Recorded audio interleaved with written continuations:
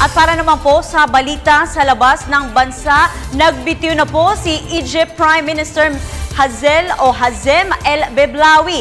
Sa gitna po ito ng tumitinding economic pressures laban sa kanyang administrasyon.